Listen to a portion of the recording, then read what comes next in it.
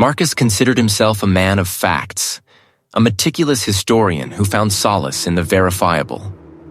His small apartment, a quiet sanctuary crammed with towering bookshelves and the scent of aged paper, was his universe. He preferred the company of deceased authors to living conversation, their documented lives offering a more reliable narrative than the unpredictable chaos of the present. Superstition, folklore, the ephemeral whispers of local legend. These were the amusing, if ultimately irrelevant, footnotes to the grand march of human history. The solicitor's letter arrived on a Tuesday, an imposing cream envelope sealed with a wax impression he didn't recognize. It spoke of a distant, deceased relative, a great aunt he'd never known, and an inheritance. Blackwood Manor. The name itself carried a faint, unsettling resonance, like a half-forgotten chord. Marcus recalled a childhood conversation with his grandmother, a hushed warning about that place, dismissed then as the fanciful ramblings of an elderly woman. Now the memory returned with a persistent, low hum. He conducted his preliminary research with the detached curiosity of a scholar approaching a new subject. Blackwood Manor, he learned, sat deep within a sprawling, unkempt estate, a formidable stone edifice with a history as dense as its surrounding forests. The local accounts, easily unearthed, painted a picture of a house steeped in misfortune, of residents who vanished or succumbed to inexplicable afflictions. Marcus cataloged these as anecdotal embellishments, the natural outgrowth of isolation and a lack of verifiable information. He was determined to approach Blackwood Manor with the same objective rigor he applied to any historical site. The journey north was long, the landscape gradually shedding its familiar contours for something more ancient and brooding. The paved roads gave way to cracked asphalt, then to a gravel track that wound through gnarled, skeletal trees. The air grew heavy, damp with the scent of decaying leaves and something else, something metallic and cold, like old iron left in the rain. Marcus gripped the steering wheel, his knuckles white. He reminded himself that this was merely the natural effect of prolonged travel into an unfamiliar rural environment. Finally, the gravel track opened onto a neglected drive, choked with weeds and fallen branches. Blackwood Manor loomed, a jagged silhouette against the bruised afternoon sky. Windows, numerous and irregularly spaced, stared out like vacant eyes. The sheer scale of it was immediate, overwhelming. It was not merely old, it felt ancient, a structure that had witnessed centuries of silent accumulation, not just of dust, but of something less tangible. He cut the engine.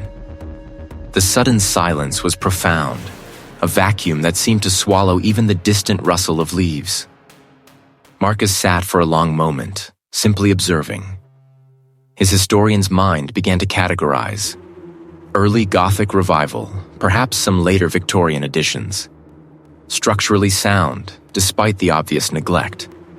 He noted the intricate carvings above the heavy oak door, now obscured by lichen, and the way the roofline dipped slightly in one section, a minor repair awaiting attention. The crunch of his boots on the gravel was unnaturally loud. He approached the main entrance, the massive oak door studded with rusted iron. It felt like approaching a sleeping beast. The solicitor, a thin man with perpetually worried eyes, met him inside. He handed Marcus a heavy brass key. The utilities are mostly functional. We've arranged for some basic provisions. He avoided Marcus's gaze, his eyes darting towards the upper reaches of the high ceiling, as if expecting something to descend. Marcus nodded, accepting the key. Thank you. He began his initial tour, moving with a deliberate, analytical pace. Each room was a tableau of decay. Furniture draped in white sheets like ghosts. Faded tapestries clinging to damp walls. Portraits with eyes that seemed to follow his movements from beneath layers of grime.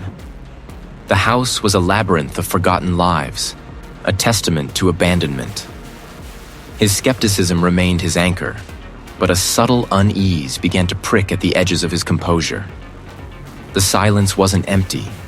It felt occupied. a dense, watchful presence. He discovered a long, narrow corridor off the main drawing room, seemingly an afterthought in the manor's original design.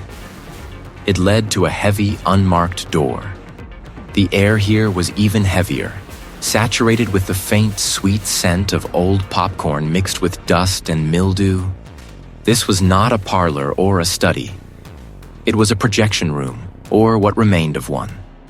Rows of dilapidated velvet seats, many torn, faced a grimy screen that sagged in the center. A vintage projector, a hulking iron beast, stood silent and still in a small booth at the rear. This was an old cinema, nestled within the ancient manor, a bizarre anachronism. Dust motes danced in the single shaft of weak light filtering through a high, grimy window. Marcus walked down the aisle, his boots kicking up puffs of fine dust. He ran a hand over the back of a tattered seat. Its surface was so oxidized the engraving was barely legible, but he knelt, squinting in the dim light. Here, the past is never truly gone. It was not a dedication, not a memorial. Marcus ran a finger over the pitted brass, a peculiar sense of disquiet settling over him. He dismissed it as an eccentricity of a former owner, perhaps a morbid sense of humor. Yet, the air in the old cinema felt heavier, thicker, as if the very space held its breath, waiting for him to truly understand its message. He stood, his gaze sweeping over the silent, expectant rows of seats. For the first time, Marcus felt a distinct, irrational impression that he was not merely exploring a house, but being observed by it. The peculiar inscription on the brass plate, "Here it begins," had been filed away as an oddity, nothing more. His immediate priority was establishing order amidst the inherited chaos. Scores of boxes packed with his research materials, ancient texts, brittle maps, meticulously indexed files lined the grand hall, waiting for deployment. He selected a cavernous, neglected space on the ground floor, far from the formal receiving rooms and the echoing silence of the upper levels. It had evidently served a previous owner as a private viewing chamber, a relic of a bygone era. A faded, dusty screen still dominated one wall, flanked by velvet curtains that hung in tattered pleats. Empty projector reels lay scattered on a high shelf, alongside a few moth-eaten seats pushed against another wall. This, he decided, would be his base of operations, his temporary archive, the old cinema. Its size was impractical, its atmosphere heavy with disuse, but its isolation appealed to his solitary nature. Days bled into a monotonous rhythm of unpacking. He cleared a large, scarred oak table, positioning it precisely in the center of the old cinema. Books were stacked by era, files arranged by subject. The methodical process was a balm, a familiar anchor in the unsettling quiet of the manor. One afternoon, as he organized a collection of 17th century parish records, a sudden chill permeated the air directly behind him. It was an abrupt drop in temperature, sharp and localized, as if a doorway to winter had briefly opened.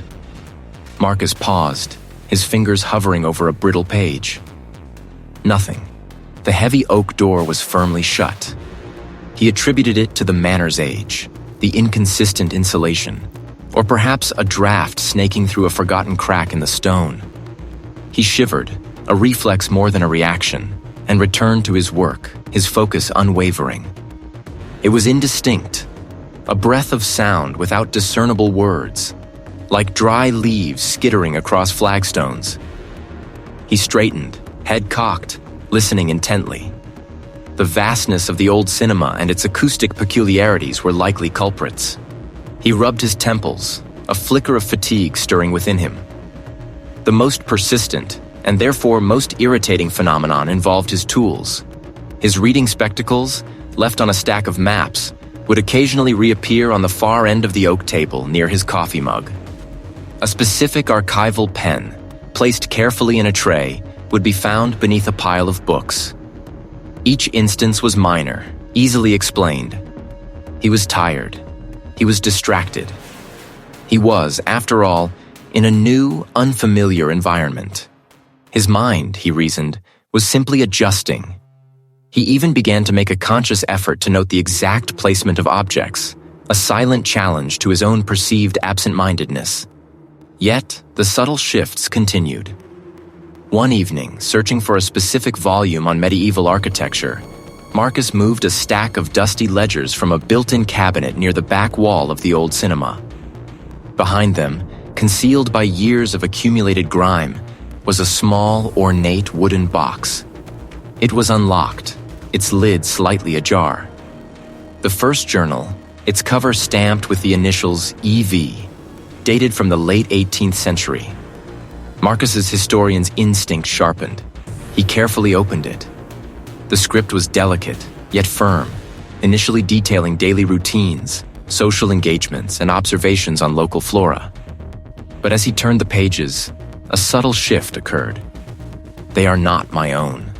The manor breathes them into my sleep.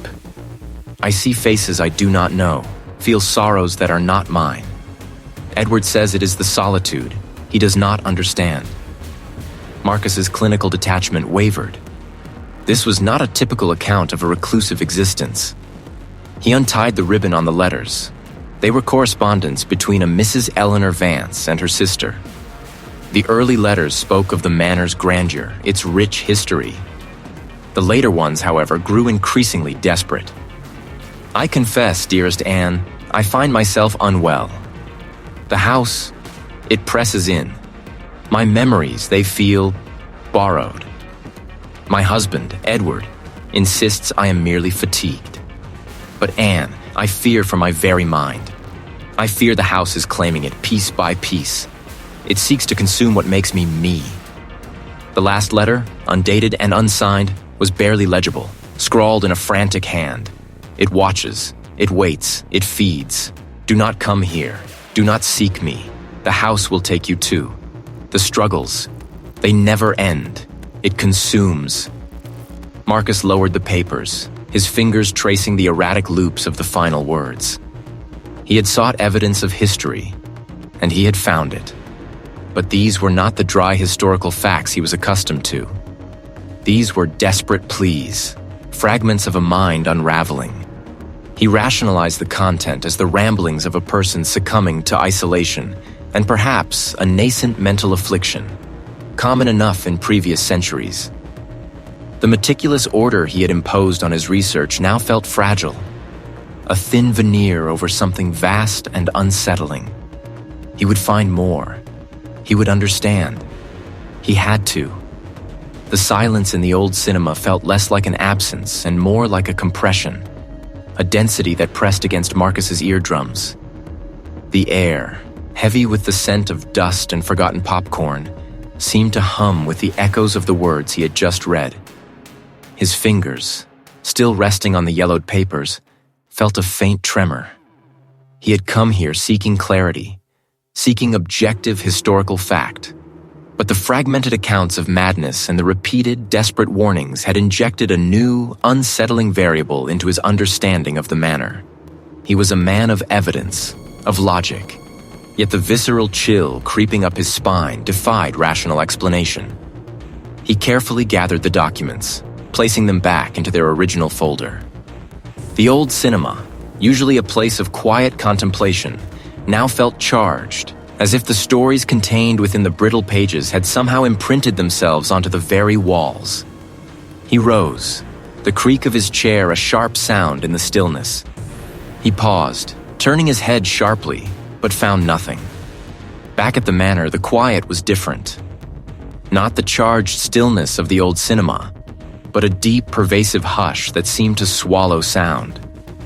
The heavy oak door closed behind him with a soft thud, a final punctuation mark on the day's unsettling revelations. The scent of old wood and damp stone was ever present, but now he detected something else beneath it. A faint, almost metallic tang, like old blood or rust. That night, sleep offered no refuge. Marcus found himself adrift in a series of disjointed, vivid nightmares. He was in the manor, but it was subtly altered, its architecture shifting, walls breathing, floors undulating. Faces, indistinct and shrouded, flickered at the periphery of his vision, their mouths open in silent screams or desperate pleas. He heard the faint, distant weeping of a child, the frantic scratching of nails against wood, the dull thud of something heavy falling in a distant room.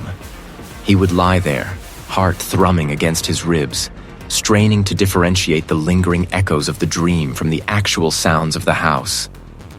A floorboard would creak downstairs, a gust of wind would rattle a window pane, and he would attribute it to the storm outside or the settling of ancient timber. But the certainty felt increasingly fragile. The following days blurred into a pattern of intense research and mounting unease. Marcus retreated to his study, a room lined with countless volumes on local history and architecture. He meticulously cross-referenced the documents from the old cinema with other archived materials he had brought from the city and those he found tucked away in the manor's own neglected library. He uncovered old county records, forgotten diaries, and fragmented letters written by previous inhabitants. A disturbing pattern began to emerge, stark and undeniable. The manor had a history of attracting individuals seeking solitude or intellectual pursuits, much like himself. But their tenures were rarely long and almost invariably ended in tragedy. A scholar in the late 17th century, praised for his brilliance, had descended into incoherent ramblings, scribbling cryptic symbols on the walls before vanishing without a trace. A reclusive painter in the 18th century, celebrated for his vibrant landscapes, had begun to paint only the interior of the house, rendering its features distorted and menacing before taking his own life in the attic. A family in the Victorian era, seeking a quiet country life, had seen their children succumb to a mysterious wasting sickness, followed by the parents' own gradual mental decline, culminating in a violent, desperate act. The common thread was always the same: prolonged isolation within the manor's walls. The record spoke of increasing paranoia, vivid hallucinations, and an overwhelming sense of being watched or pursued. They know my name. I am not mad, but this house seeks to make me so. As he devoured these accounts, the subtle disturbances within the manor intensified. They seemed to emanate from the very fabric of the house, from the cold stone of the fireplace, from the intricate patterns of the wallpaper, from the thick, ancient beams of the ceiling. He found himself pausing mid-sentence, cocking his head, trying to decipher the faint, insidious sounds. He told himself it was the wind, the old pipes, the settling of the house. But the murmurs felt too persistent, too deliberate. A faint, sweet smell, like decay mixed with something floral, filled his nostrils, then dissipated as quickly as it had arrived. He looked up from the clipping, his gaze sweeping the room, feeling an acute sense of being observed. And Marcus, now isolated within its walls, felt himself becoming the latest entry. The whispers he'd heard in the cavernous dining hall now seemed to resonate within the very marrow of the manor's structure. A low, persistent hum beneath the floorboards and behind the peeling wallpaper. His historian's detachment, once a solid shield, began to show hairline fractures. He still held to the belief that his mind was simply processing the voluminous, often gruesome historical accounts he consumed daily, manifesting them as auditory and visual quirks. Yet the precision of these disturbances grew unsettling. One afternoon, hunched over a collection of brittle land deeds in the study, a sudden cold downdraft snaked around his ankles. He shivered, pulling his cardigan tighter. The usual creaks and groans of the manor ceased. The distant rustle of leaves outside his window became imperceptible. His eyes, momentarily unfocused from the minute script of the deed, caught movement. It was a woman, indistinct, her form wavering like heat haze, standing by the mantelpiece. Her head was bowed, her shoulders shaking with an almost silent tremor. Marcus's breath caught. He did not rationalize it as a trick of light. The details, though fleeting, were too specific. The faint shimmer of what might have been an embroidered collar, the slight, almost imperceptible sway of a voluminous skirt. He blinked, rubbing at his eyes with the heel of his hand. When he lowered it, The space by the mantelpiece was empty. His heart hammered against his ribs, a frantic drum against his sternum. He told himself it was fatigue, the strain of deciphering ancient script, the power of suggestion from the stories he had been reading. The feeling of being watched intensified. It was not a casual observation. He would turn abruptly, expecting to catch a glimpse of something, only to find empty space. Yet the sensation persisted, a pressure against the back of his neck, a prickling on his skin. He started leaving lights on in rooms he wasn't actively using, a concession he silently chastised himself for. A few days later, the visions escalated. He was in the cavernous ballroom, attempting to document the intricate plasterwork on the ceiling, when the air around him thickened. The scent of decaying blossoms returned, stronger this time, mixed with the acrid tang of burnt sugar. The temperature plummeted. He felt an intense, crushing sadness, a wave of despair that was not his own. The ballroom, usually silent save for his own movements, filled with the faint, spectral murmur of voices. Then, the walls around him seemed to ripple. He was no longer in the ballroom. He was in a different space entirely. A long, narrow hall with rows of uncomfortable wooden seats. A heavy velvet curtain hung at one end. He recognized it instantly. An old cinema. He was not merely observing, he was present. A sense of crushing disappointment, of profound loss, settled over him. A child's whimper, thin and reedy, seemed to echo from the front rows. The projector light flared, illuminating dust motes dancing in the beam, but no image appeared on the screen. Only a blank, expectant white. The sense of anticipation, then crushing emptiness, was palpable.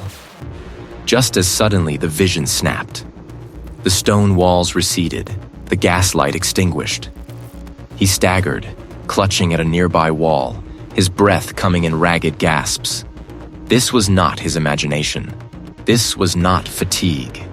His carefully constructed skepticism, the bedrock of his professional identity, fractured with a soundless crack. The manor was not merely haunted by echoes. It was actively reaching into his mind, projecting memories, imposing experiences. It was not a passive recipient of past trauma, but an entity that replayed them, perhaps even demanded participation. The house was not just a container for history. It was a living, malevolent archive, and he was becoming its unwilling audience, its next exhibit. He was no longer simply observing the manor's past. He was being absorbed into it.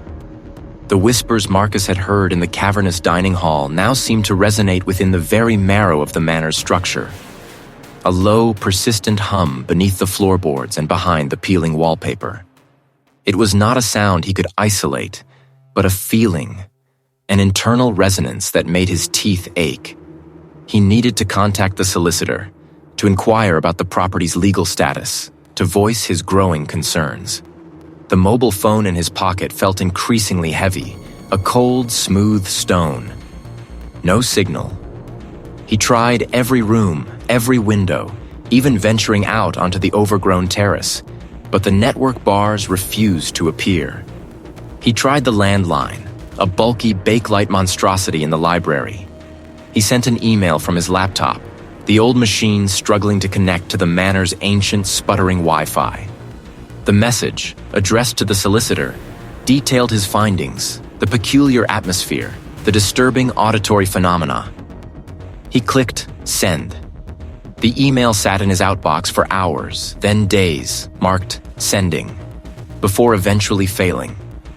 He tried again, a shorter, more urgent message this time. It also failed. He rationalized it as a typical problem for such an isolated property, a temporary outage. The thought of driving into the nearest town, a 15-minute journey, seemed suddenly monumental. The car keys, usually a familiar weight in his pocket, felt distant, irrelevant. A peculiar lassitude had settled over him. The determined historian, meticulous in his habits, began to fray. Meals became irregular, often forgotten entirely until a gnawing hunger reminded him. His beard grew untrimmed, his clothes rumpled and unkempt. The crisp shirts he'd packed lay untouched in his valise. He wore the same heavy sweater for days, its wool beginning to pill, its scent a mix of old dust and his own receding body odor. He barely noticed. He felt watched, yes, but not entirely with malice. It was a possessive gaze, a slow, deliberate claim. The outside world, with its demands and responsibilities, began to recede, becoming a faint, distant echo. A kind of peace, he sometimes thought, before the thought itself dissolved into the pervasive lethargy. It was an old parlor, a room he had only glimpsed, filled with shrouded furniture and the smell of damp velvet. But now, the shrouds were gone. The furniture, though still ancient, was arranged differently. A large white sheet hung tautly on one wall, serving as a screen. In the center of the room, on a rickety tripod, sat an antique film projector, its lens glowing with a pale internal light. The thump, thump, thump was the sound of the projector's mechanism, pulling film through its gate. On the makeshift screen, images flickered. Silent, grainy, black and white. It was a scene from an old film, faded and scratched. A crowd of indistinct figures stood before a grand, ornate facade. A marquee, barely legible, spelled out, letter by letter. Grand Picture Palace. Then the perspective shifted, moving through the crowd, past men in bowler hats and women in long skirts, towards the entrance. The camera lingered on a peeling poster for a forgotten melodrama, then tilted upwards, revealing more of the building's faded glory. Marcus stood transfixed. He had never seen this projector before, nor the screen, nor the peculiar arrangement of the room. He knew with a detached certainty that the manor had done this. It had manifested this memory, this fragment of another time, another place. The logical part of his mind, though considerably dulled, recoiled. But a deeper, more primal part felt a curious pull, a desire to sink into the flickering images, to be absorbed by their silent narrative. The outside world, with its demanding calls and unanswered emails, seemed utterly trivial compared to the quiet, compelling drama unfolding on the sheet before him. He did not move to turn off the projector. He simply watched, his eyelids heavy, his will further eroded. The air, thick with the scent of damp stone and decaying wood, pressed in on him, a physical weight. He had set out to find the library again, a task that should have been simple. He knew the layout, or at least he thought he did.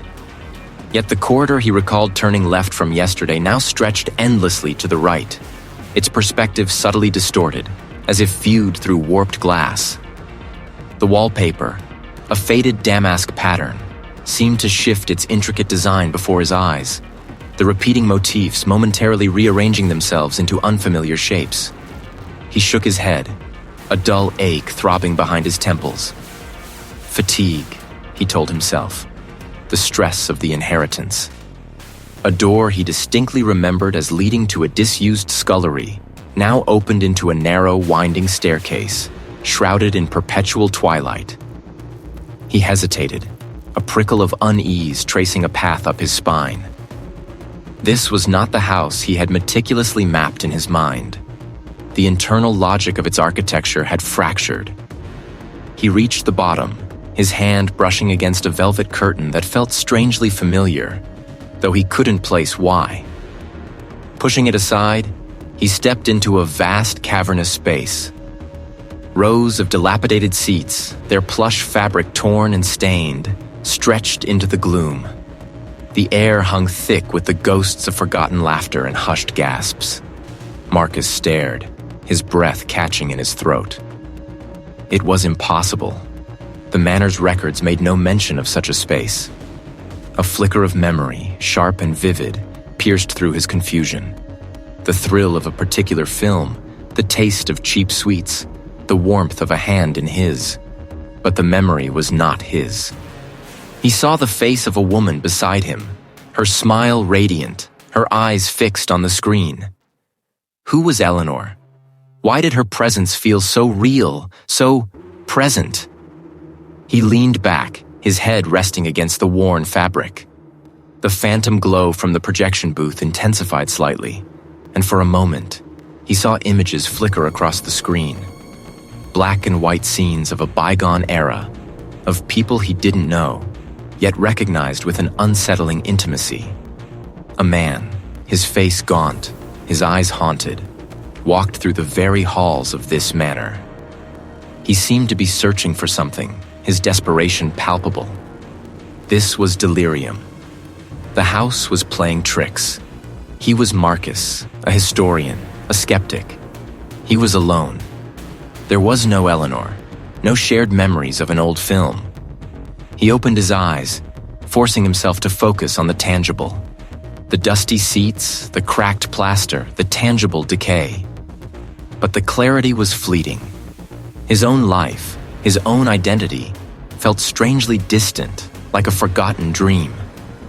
What was his purpose here? To restore the house? Or was it something else, something older, a task left unfinished by the man on the screen? He pushed himself up, the effort immense. He pounded on the stone, his knuckles scraping against the rough surface. No sound echoed back. The house had changed. It was no longer merely a structure of wood and stone. It was a living, breathing labyrinth, a physical manifestation of his own fracturing mind. Each turn he took, each hallway he entered, seemed to lead him deeper into its impossible geometry and further away from himself. He was Marcus, wasn't he? Or was he the gaunt man from the screen, searching for Eleanor? The distinction blurred, thinned, threatened to dissolve completely. The house, in its silent, insidious way, was consuming him, piece by agonizing piece. He closed his eyes, pressing the heels of his hands against them. This was delirium. The house was playing tricks. He was alone. He opened his eyes, forcing himself to focus on the tangible. The dusty sea of books, the cracked leather of the armchair, the scent of aged paper and dry rot. Yet a subtle shift had occurred. He rose, his movements stiff. He ran a hand over a mahogany shelf. The wood felt strangely porous, absorbing the warmth from his fingertips. A persistent, almost imperceptible hum resonated through the floorboards, a low vibration that made his teeth ache.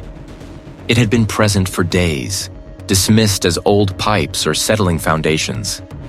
But now it felt deliberate, a pulse. It was a scent that shouldn't exist in Blackwood Manor, a scent of public spaces, of manufactured entertainment. The hum grew louder here, a deep thrumming that resonated in his chest. The corridor twisted, descending slightly, the air growing cooler, heavier. He passed framed portraits of stern-faced ancestors, their eyes seeming to follow him, their expressions less judgmental, more expectant. This path felt new. He was certain he hadn't explored it before, yet a peculiar sense of familiarity settled over him, like a dream half-remembered.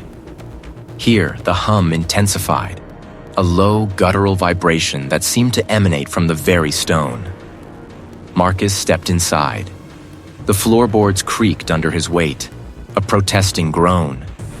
He walked down the central aisle, the seats on either side like silent, expectant spectators. He noted the intricate, if-peeling plasterwork on the walls, depicting mythological scenes of consumption and revelry. His historian's eye registered the architectural details, but his mind recoiled from the implication. This wasn't just a disused room. It was a stage. He reached the front row, directly before the screen. The hum here was deafening, a physical pressure against his eardrums. He stumbled back, his hands pressed to his chest, trying to staunch the invisible drain. Then, the screen flickered. Not with light, but with images. Fleeting, fractured vignettes, like 1,000 broken projector reels playing simultaneously. He saw a woman laughing in a sun-drenched garden, her face unknown, yet her joy felt briefly his own. He saw a man weeping over a lost letter, his grief a sharp, intrusive pang in Marcus's gut. These weren't his memories. They couldn't be. Yet they resonated with an unsettling intimacy, as if they had been borrowed, worn, and then discarded. Then, one face sharpened, a man with haunted eyes, his mouth open in a silent scream. And as Marcus watched, the man's features began to blur, to fade, like ink dissolving in water. His form shimmered, became translucent, and then simply vanished. The hum subsided to a low throb. He understood. The Eleanor memory, the sudden exhaustion, the feeling of something missing. It wasn't delirium. It was theft. The house wasn't merely haunted by residual energies or echoes of the past. It was consuming them. It was a predator, a sentient entity that fed on the essence of its inhabitants. Their memories, their sanity, their very life force. The old cinema was a digestive organ, a processing chamber where stolen lives played out their final, fading moments before being fully absorbed. The house was not just a place, it was an organism. And he, Marcus, the reclusive historian, the skeptical inheritor, was its current, preferred meal. He was trapped within a living, malevolent entity, slowly being consumed, piece by piece, memory by memory. The flickering bulb above him seemed to mock his understanding, its light briefly illuminating the peeling plaster, the scenes of ancient, insatiable hunger. He was not just living in the house, he was being lived by it. The dusty air, thick and still, clung to Marcus's skin like a shroud. He wiped his face, the residue gritty beneath his palm. Delirium. The word was a shield, thin and cracking, against the insidious suggestion of shared histories, of an Eleanor who never existed. This house, however, defied the empirical. It was not merely old stone and timber. It was a predator, a thing that fed. He had dismissed the legends, categorized the local whispers as folklore, but the house's grip was undeniable, its hunger palpable. He would not be consumed.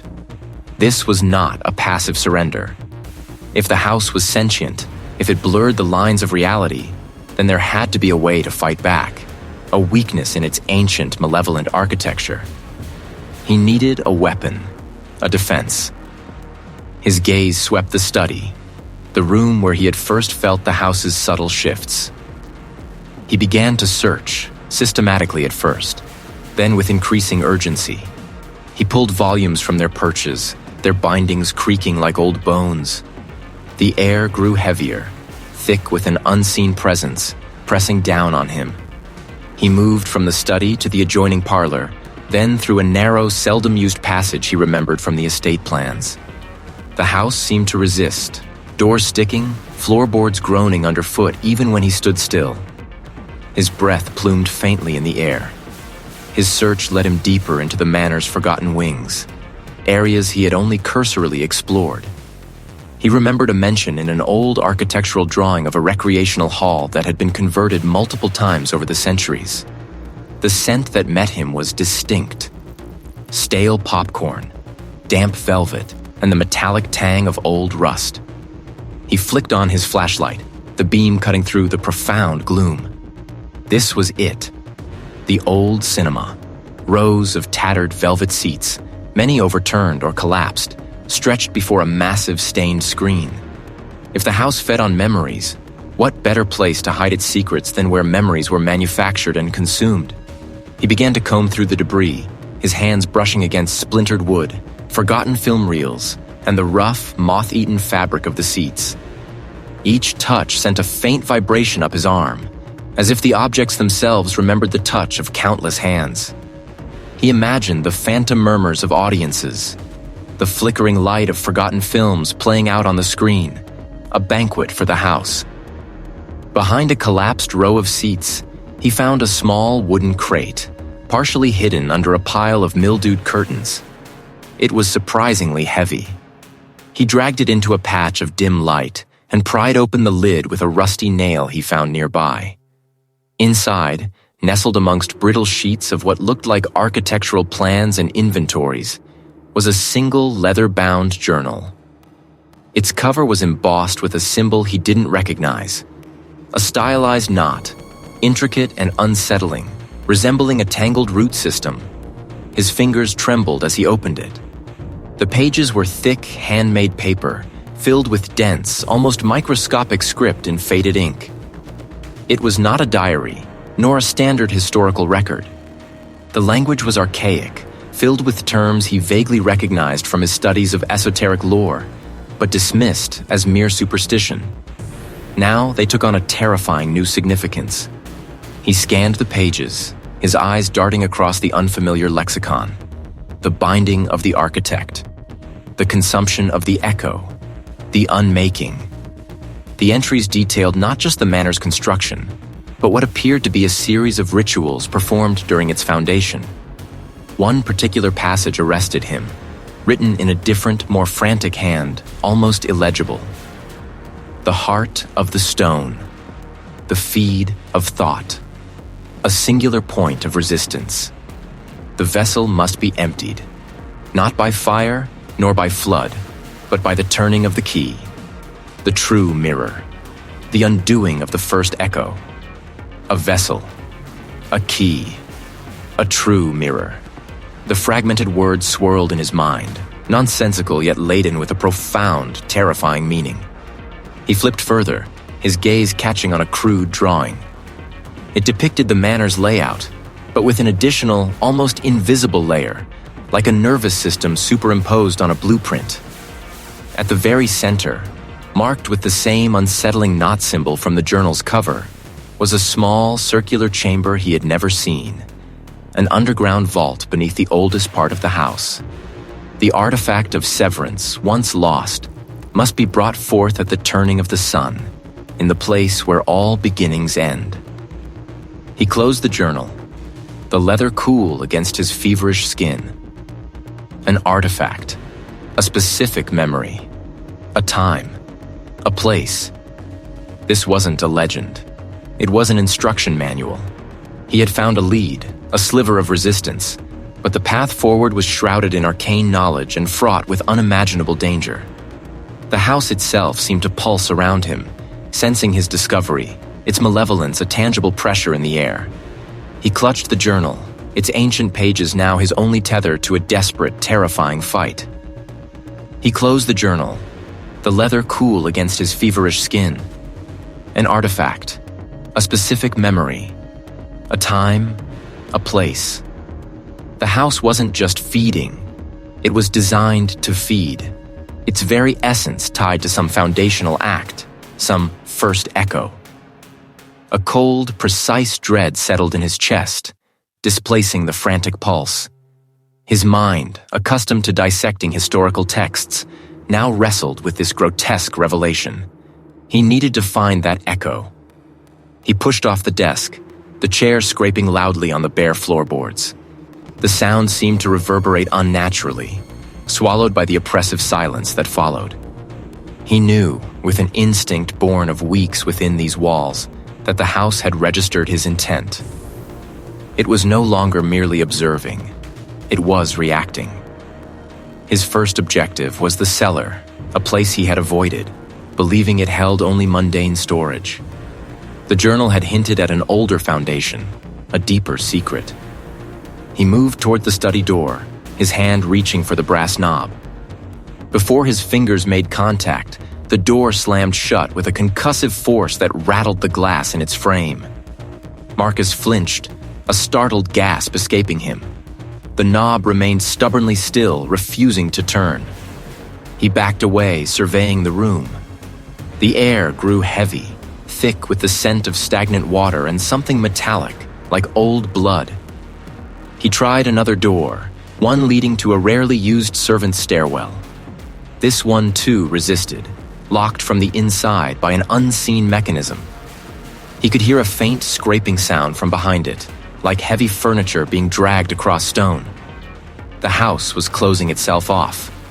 Frustration warred with a rising panic.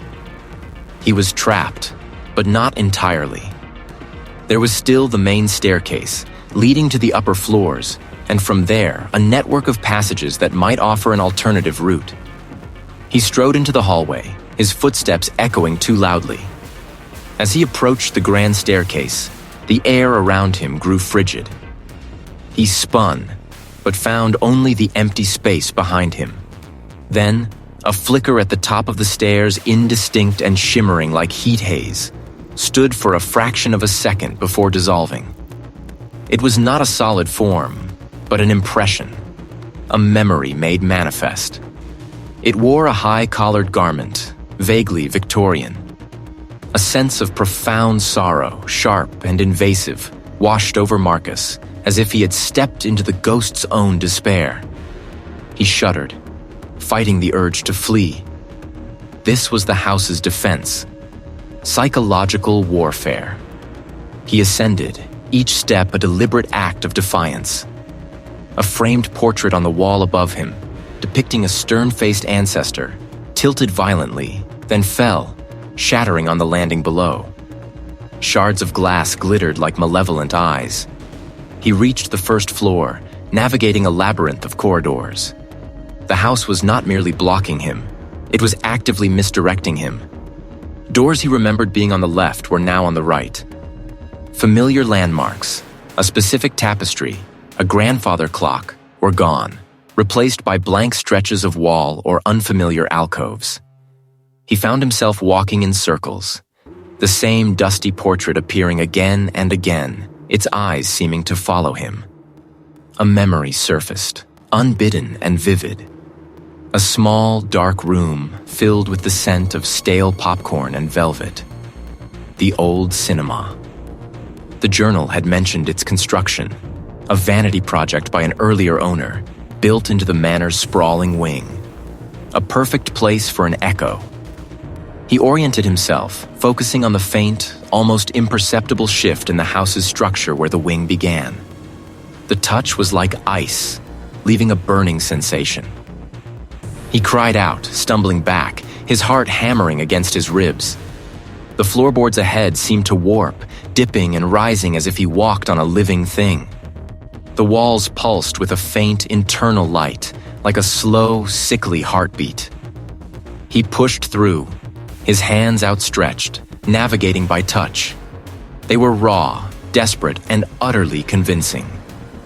He reached the double doors of the old cinema, heavy oak, carved with an ornate, forgotten crest. As he pushed them open, a wave of profound despair washed over him, almost physical in its intensity. The air inside was thick with dust and the unmistakable scent of decay, but beneath it, a faint, sweet smell, like bruised fruit. The cinema was a vast, decaying space, rows of tattered velvet seats stretching into the gloom, converging on a ruined screen. A single, weak beam of light, filtering from a high, grimy window, illuminated the center of the room, revealing a single, empty seat in the very front row facing the screen. And on that screen, though no projector hummed, a flicker began. A silhouette. The house was not just fighting back. It was preparing to show him. The cool leather of the journal, a stark anchor in his feverish grip, offered little comfort. Marcus knew now. He understood. And he, Marcus, was the latest, perhaps the final victim. The time for speculation was over. The time for escape had passed. His identity was already frayed, his memories fragmented, but a core of defiance remained, burning like a pilot light in a drafty room. The journal had spoken of a specific location, a nexus where the initial breach had occurred, where the first echo resonated most strongly. It was a place designed for observation, for absorption, for the silent witnessing of lives played out. The old cinema. He descended. The manor's grand staircase, once merely imposing, now felt like the throat of a leviathan, each step echoing his finality. The ornate wallpaper peeled in long, skeletal strips, revealing patches of dark, sweating stone beneath. Marcus pressed a palm to a wall, feeling a faint, internal vibration, like a distant rhythmic hum. The house was alive, and it knew he was moving against its current. The house was already trying to dislodge him from himself. He navigated the labyrinthine passages of the lower levels, the ones he had previously avoided, drawn by an instinct that felt both his own and imposed. The temperature dropped precipitously, stealing the breath from his lungs. His teeth chattered, a percussive rhythm against the house's silent hum. The floorboards groaned, not under his weight, but as if the house itself was sighing, a deep, ancient lament. The passageway narrowed, the ceiling pressing low, the air stagnant and thick with the smell of mildew and stale popcorn. It was a chorus of forgotten conversations, of joyful exclamations, of quiet weeping, a cacophony of stolen life, echoing. This was it. He pushed through a heavy, rotting door that splintered inward with a cry of tortured wood. Before him lay the old cinema. It was not a grand hall, but a smaller, more intimate space, designed for perhaps a dozen viewers. Rows of velvet seats, once plush and red, were now collapsed, their springs bursting through moth-eaten fabric like exposed bone. A thick layer of dust covered everything, a blanket of gray memory. The air here was strangely still, yet vibrated with an invisible energy, a palpable hum that thrummed against his eardrums. At the far end, where a screen would have been, was not a blank canvas, but a swirling, indistinct vortex of gray light. Marcus felt a dizzying pressure behind his eyes, a sensation of being drawn in, pulled apart. This was the core. This was where the house digested its spoils, where memories became fuel. He recognized a voice amongst the chorus, faint but unmistakable. His own. The house was projecting his stolen past, mocking him. His resolve hardened. He clutched the journal, its pages now feeling alive, warm with the knowledge it contained. The instruction manual. The first echo required a specific counter-resonance, a precise disruption. He had to introduce a memory, an artifact, a truth that would shatter the foundational lie, break the cycle. He moved toward the vortex, each step a conscious effort against the growing psychological tide. The floor beneath him buckled. The seats groaned and shifted, their broken springs extending like grasping fingers. The air filled with the stench of burning ozone and a metallic taste that coated his tongue. The house was fighting back, unleashing its full, furious power, trying to drown him in a tide of pure, unadulterated horror. But Marcus, his eyes wide, his jaw clenched, pushed through the deluge, preparing to unleash his desperate final gambit. Marcus knew now. He understood. First exaction. A demanding, a taking. A cold, unseen current pulled at him. It wasn't a draft, it was a directive. He moved, not through choice, but by an instinct born of the house's insistent call. The familiar grand staircase shifted beneath his feet, the polished wood seeming to ripple like dark water.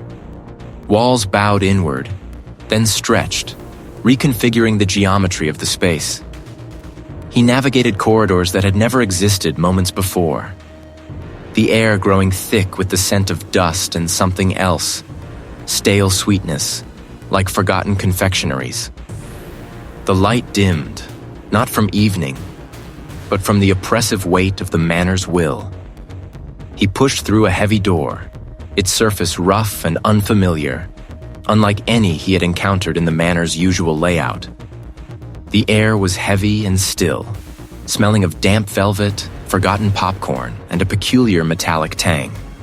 A concession stand, its wooden counter warped and cracked, held only empty, tarnished brass dispensers and a faint, cloying sweetness. Marcus felt no surprise, only a grim recognition. It was a nexus, a focal point. He understood the why of the cinema's presence, A place of shared experience, collective emotion, intense focus. A perfect hunting ground. He moved deeper, his boots silent on the threadbare carpet. He pushed through, the doors swinging inward with a protracted groan that echoed in the vast space. Rows of empty seats, their velvet upholstery a muted crimson, stretched before him, ascending towards the projection booth high above. On the immense screen at the front, a faint, sickly green light pulsed, like a dying ember. It flickered, revealing not images, but a swirling vortex of indistinct shapes and colors. He pulled the journal closer. This was where the house drew its sustenance. Not just memories, but the essence of experience, the vital spark of human consciousness, distilled and consumed. Laughter, gasps of fear, murmurs of love, cries of sorrow. They were not distinct voices, but a blended symphony of stolen moments, echoing in the vast emptiness. The screen flashed, and for a fleeting instant Marcus saw a face. Then a child's face, laughing, dissolving into tears. Brief, vivid fragments, like snapshots from 1,000 forgotten lives, all drawn into the swirling green light. He felt a profound nausea, a visceral understanding of the violation. The house was reaching for him now. He felt the insidious tendrils of its hunger, tugging at his own recollections. His childhood home, the scent of his mother's cooking, the specific weight of a favorite book. They were being pulled, stretched, thinned. He had the instruction manual. He had the knowledge. He looked around, searching for a source, a conduit, the projection booth. It had to be the source. He climbed the steep, narrow stairs at the side of the auditorium, the wooden risers groaning under his weight. Each step was a battle against the pull, against the blurring of his own identity. He reached the booth. Inside, ancient projectors, hulking machines of metal and glass, stood silent and still. But one, in the center, hummed with a low, unnatural energy. Its lens glowed with the same sickly green light as the screen below, projecting not film, but raw, unfiltered consciousness onto the fabric of the building itself. This was the heart of the exaction. He raised the journal, its worn leather a shield, a weapon. The house roared in his mind, a silent, deafening shriek of outrage and hunger. His memories threatened to unravel, his sense of Marcus dissolving into the collective hum of the consumed. But he held on, focusing on the journal, on the precise words he had read, the implied weakness. He slammed the thick, leather-bound book onto the projector's glowing lens. The green light flared, then sputtered, dying to a dull, pulsing ember. Marcus staggered back, his ears ringing, his eyes watering. The screen below was blank, the sickening green light extinguished. The old cinema itself seemed to exhale, a vast, shuddering sigh. Marcus stood, trembling, his hand still clutching the journal. The house was silent. The insidious tendrils of hunger had receded, but something felt fundamentally altered. He looked at his hands, then around the desolate cinema. He had fought, and he had wounded it. But in the struggle, a part of him had been taken, irrevocably. He had escaped, but he was no longer entirely his own. He was entwined.